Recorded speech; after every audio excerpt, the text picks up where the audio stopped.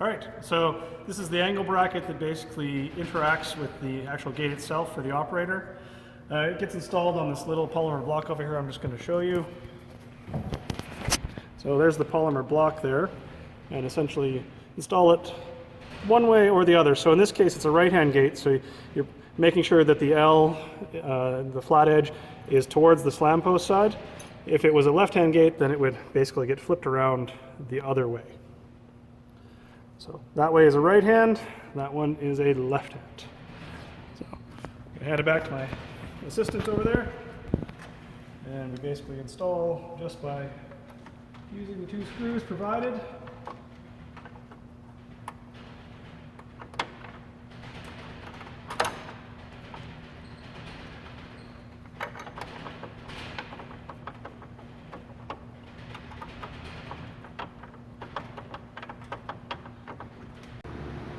Right, so once you have your operator installed mechanically, then you can install a gate switch, some variety, which is required on every gate.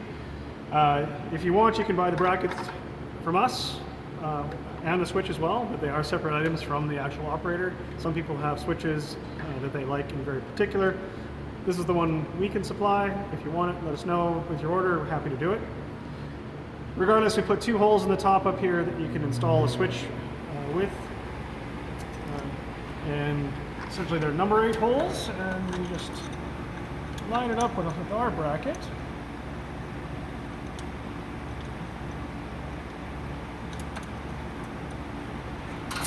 Take your screwdriver and tighten the first one down. And then you can see that the holes are slotted, so you can move it in and out, and you can move the switch side to side here to get the alignment you like.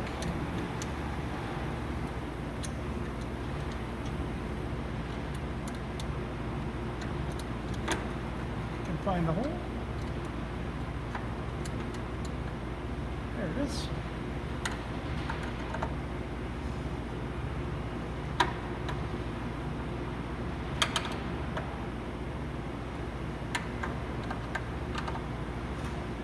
So once you have that gate switch installed, then you need something to interact with it to cause the switch to be activated when you're in a fully closed position, and give the elevator control system a signal that says that the gate is closed and that it can move freely in automatic mode up and down. So in the next video, we'll show you how to install our gate arm if you want to purchase that from us. All right, so this is a gate arm from Good Gate. You can see it has a roller up here, a magnet. So the magnet interacts with that arm that then goes back and forth with the operator. And you can see there's slotted holes in the arm down here. It sits right inside this slot at the leading edge of the gate. So I'm not going to drill the holes here, and we don't send them drilled because it depends on exactly where you end up.